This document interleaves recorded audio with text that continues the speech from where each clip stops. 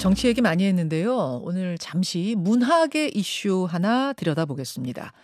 지난 5월에 한 대학 축제 무대에선 가수 화사 씨가 노래를 부르면서 취한 동작 하나가 큰 논란을 일으켰는데 이 동작 때문에 공연 음란죄로 고발을 당해서 최근에 경찰 조사 받고 왔다고 어제 발표를 했습니다. 잠시 그 장면을 유튜브와 레인보우로 보시겠습니다.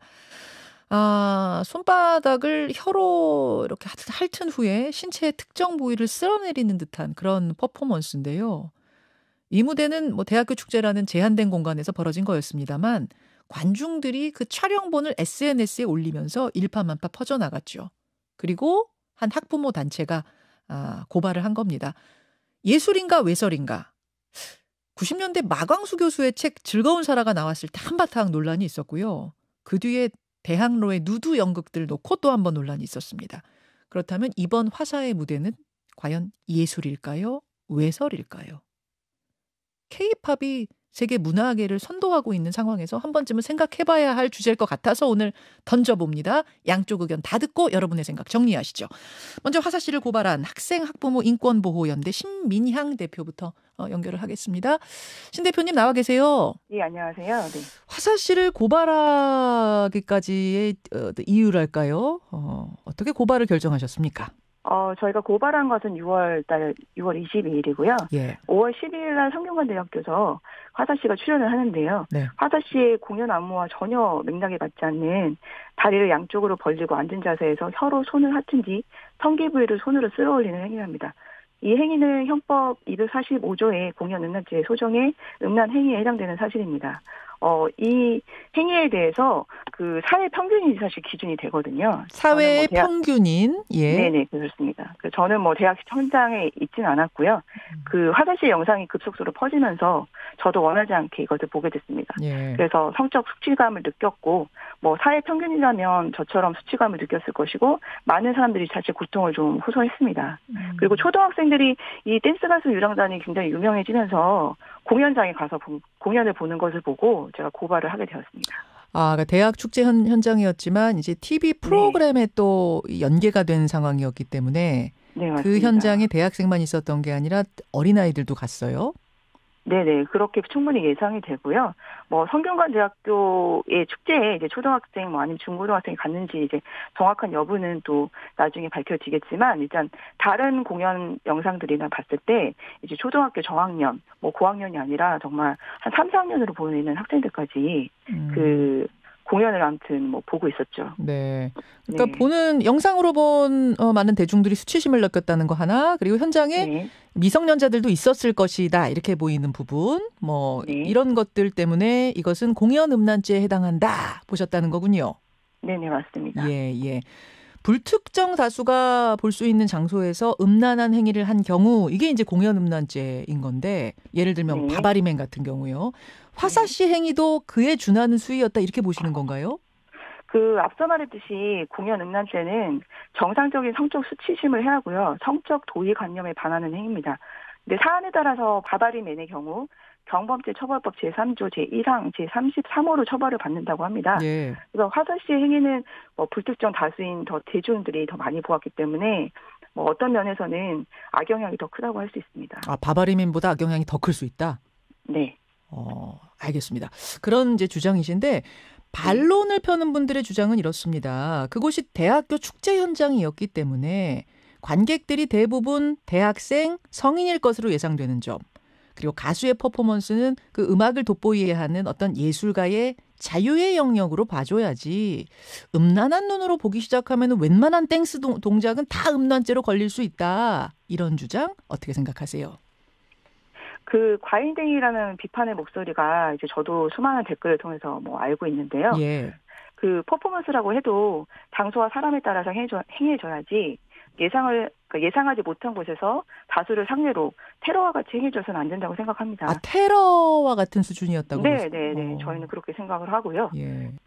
반대로 화사 씨의 공연 음란 혐의가 법적 처벌을 받지 않는다면 예술이라는 이름으로 어떤 행위도 어린 학생들이 있을 것으로 당연히 예상되는 공간에서 이루어져도 되는 것인지 예술적 탄압을 주장하시는 분들에게 오히려 되려 묻고 싶습니다. 그럼 우리 이제 학부모 단체에서 생각하시는 건 어린아이들 보호적인 관점에 더 초점을 맞추시는 걸까요? 그럼 사회 평균인들이 그거에 대해서 수치감을 느꼈다면 어린 학생들에 대해서는 더 큰 피해가 있을 것이라고 뭐 예상을 충분히 할 수 있겠죠. 그러니까 어린아이에게 그 영상이 퍼져갔을 경우 혹은 어린아이들이 현장에서 봤을 경우는 두말할 것도 없고 네, 성인들이 맞습니다. 봐도 수치심을 느끼는 정도였다 이런 말씀이세요? 네네네, 예. 맞습니다. 기존에 사실은 아이돌 그룹들의 그 댄스에도 선정성 논란들이 있었는데 거기에는 특별히 이제 법적 대응을 하진 않으셨다가 이번에 화사 네. 씨 것에 대해서 더 집중하게 된, 그러니까 법적 대응까지 가게 된 어떤 기준이랄까요? 그 이유는 뭘까요? 이 화사 씨의 그 행위 자체는 유사 성행위거든요. 음. 아이돌이 사실 유사 성행위를 하지는 않지 않습니까? 뭐 야한 댄스를 추더라도요. 음. 당연히 문제 삼고 싶지만 이게 법적 기준이 있는 것이고 음. 그거에 따라서 저희가 뭐 감정적으로 고발한 것이 아니기 때문에 법적 기준에 따라서 법리 검토를 하고 변호사님과 충분히 이제 논의를 거쳐서 고발을 하게 되는 것이죠. 그러니까 기존에 뭐 섹시 네. 댄스라고 불리는 것들이 유사 성행위로 보이지는 않지 않느냐 그 말씀이시군요.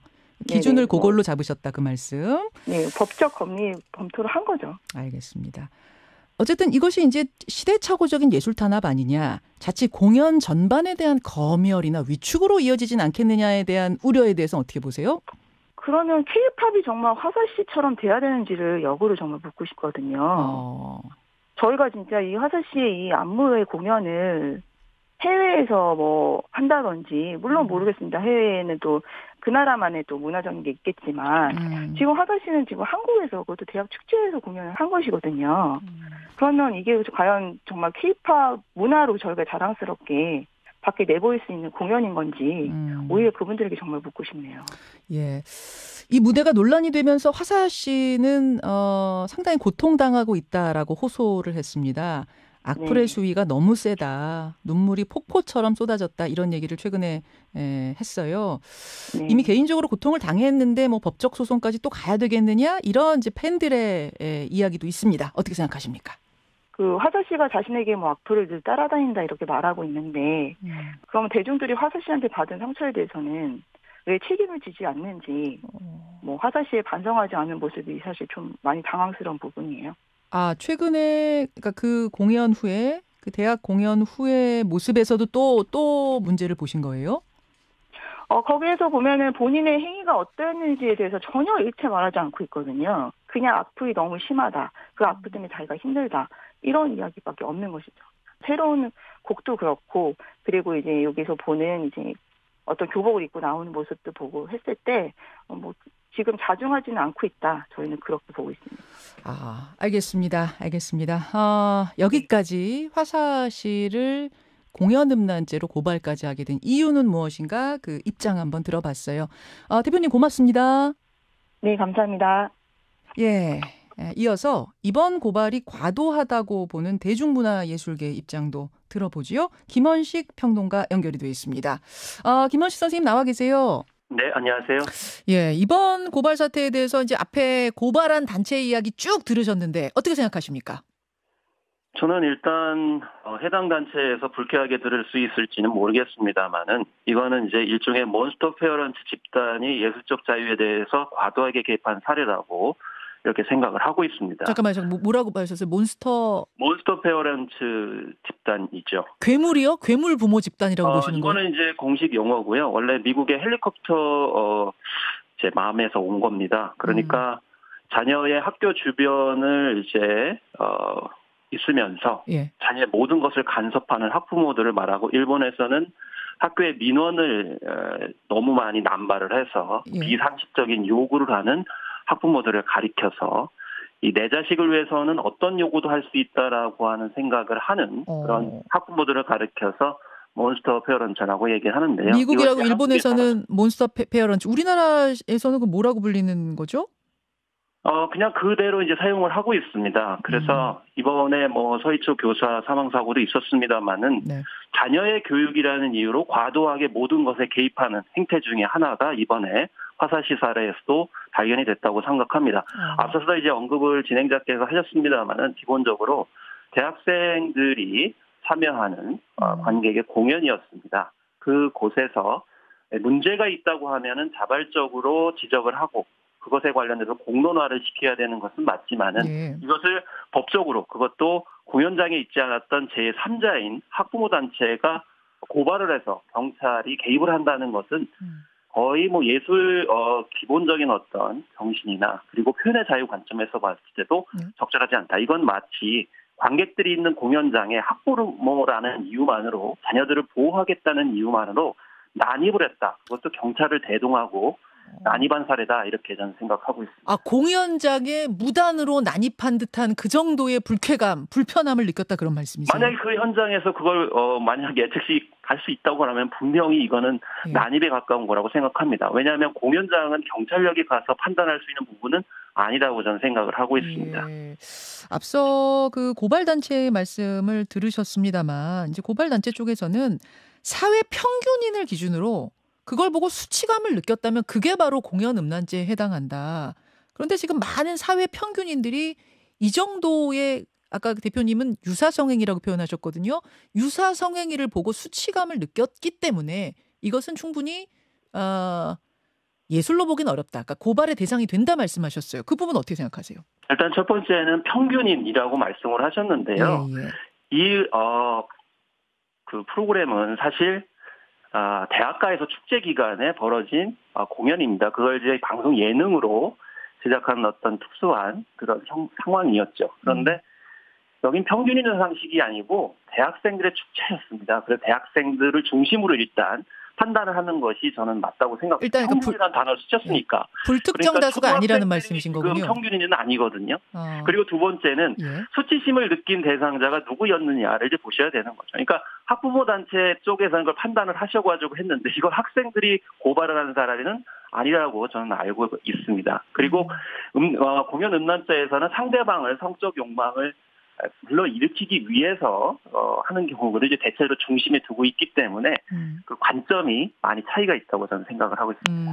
그러니까 대학교 축제 무대라는 특수성을 감안해야 된다. 계속 그 부분을 강조하시는 거예요. 그러니까 평균이라는 거를 관점을 강조하시니까요. 그쪽에서 강조를 하시니까 그 사실은 이제 뭐 대학교 축제 무대긴 하지만 요새는 이제 SNS라는 게 있어서 또 휴대폰으로 촬영이 워낙 쉽다 보니까 그게 불특정 다수에게 퍼져나갈 가능성 이 부분은 어떻게 봐야 될까요?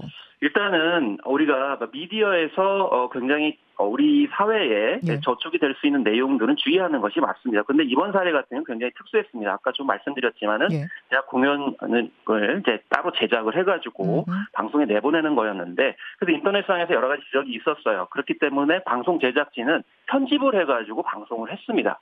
그런데 문제는 언급하셨듯이 직캠 그러니까 현장에서 직캠으로 찍어가지고 올린 것이 SNS에 퍼지게 되면서 이것을 인지를 하고 학부모 단체에서 고발을 한 사안이거든요. 그럼 만약에 그 짧은 동영상 부분이 문제가 돼서 계속 퍼지고 있다 그러면 SNS가 계속 퍼지게 확산하게 만든 주체 그리고 그 SNS 플랫폼의 책임도 언급을 해야 되는데 그 부분 쏙 빼고 화사씨만 콕 집어가지고 고발하는 것은 애초에 의도가 있다라고 생각할 수밖에 없는 것이죠. 그 사실은 이제 아이돌들의 무대를 보면서 그동안 크고 작은 선정성 논란들이 있었잖아요. 이번에는 뭐 법적 대응까지 갔으니까 더 커졌기는 하지만 이 선정성 논란, 즉 섹시 댄스에 대한 기준, 즉 예술로 볼 것이냐 음란함으로 볼 것이냐 이 기준은 어떻게 잡으세요, 평론가님? 일단 앞서서 말씀드렸듯이 SNS냐 아니면 기존의 지상파, 공영방송이냐 이 매체 구분이 일단 필요할 것 같고요. 그렇죠? 그다음에 두 번째는 10대 성상품화 문제는 철저하게 막아야 됩니다. 예를 들면은 10대들 교복 복장으로 아니면 10대인 아이돌 멤버가 성적인 어떤 몸짓을 한다거나 댄스를 한다는 것은 철저하게 전 규제를 해야 된다고 생각을 합니다. 그렇지만 이번 사례 같은 경우 제가 알기로는 화사 씨는 진짜 나이가 얼마인지는 모르겠지만 20대 후반으로 알고 있습니다. 그래서 10대가 스스로 자기를 성상품해가지고 어필한 것은 아니라는 부분이고요. 그다음에 전반적으로 지금 K-팝에 대한 오해가 있는데 K-팝에 전반적으로 해외에서 인기가 있는 이유는 상대적으로 영미팝보다는 건전하다. 희망적인 얘기를 하고 그렇기 때문에 그런 부분들이 어필을 하고 있기 때문에 K-팝 전체를 굉장히 성적 상품화라는 문제의 어떤 장르로 보는 것 자체를 좀 구분해야 될 필요성은 저는 있다고 봅니다. 알겠습니다. 양쪽의 이야기를 여러분 다 들으셨어요. 어떻게 판단하실지 청취자분들 의견 주십시오. 김원식 평론가님 고맙습니다. 네, 감사합니다. 김현정의 뉴스쇼는 시청자 여러분의 참여를 기다립니다. 구독과 좋아요, 댓글 잊지 않으셨죠? 알림 설정을 해두시면 평일 아침 7시 20분 실시간 라이브도 참여하실 수 있습니다.